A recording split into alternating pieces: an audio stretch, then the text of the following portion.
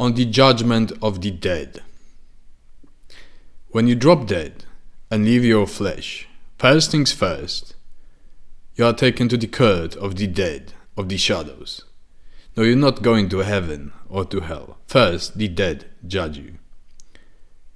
The metaphysical justice hence is such: a soldier in the battlefield that may kill 1 to 100 people is accountable only for taking the lives of these. The officer that ordered those killings is responsible for the whole battalion that took lives. A general is responsible for all the orders given in the executive for taking those lives of civilians and of soldiers. Now, who should worry most? Not only the disembodied military machine, the corporate machine, because everything can be retraced back to a mortal. Faceless corporations, faceless military-industrial complex, faceless policies and executives. Someone gave a permission, a green light. A politician is judged for omission, for executive, because he holds power over all these things. Summing up, those who hold power and permission and give permission, those who are walking in hidden ways and give a green light to the slaughter and massacres, to destruction of whole lives, to the cause of plenty of suffering, are accountable. So Trump's, Putin's, Netanyahu's,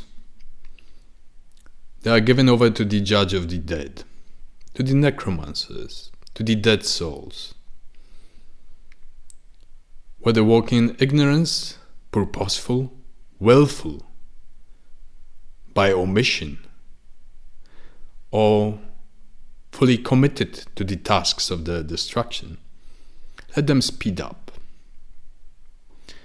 And every time I would like to commit to a certain thought. There was a Soviet officer that stopped a nuclear war in 1986 by refusing an order.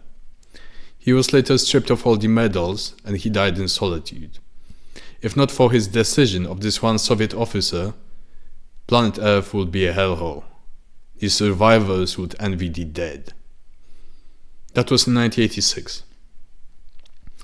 So think, every chain that is a permission of executive, that is unjust and is leading to suffering or slaughter, can be broken at any of its points.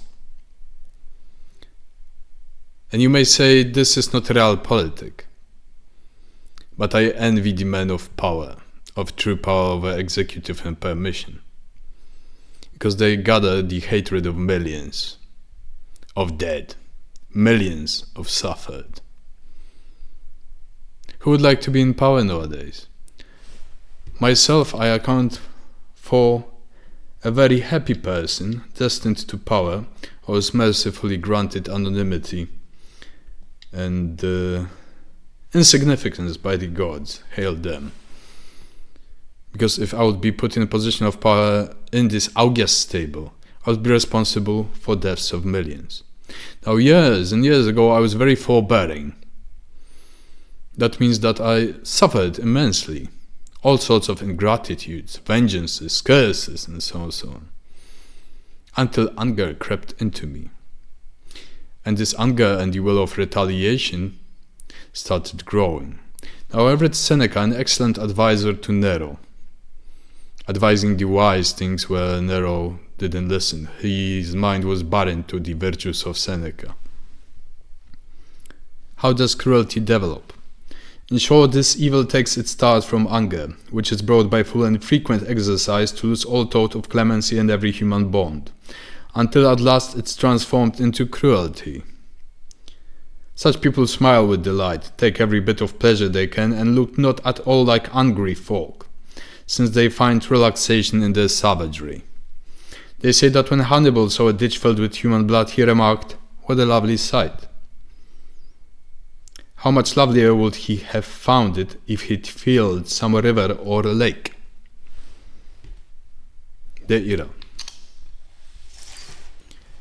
I do not envy the man of power, nor do I want to be in a position of power.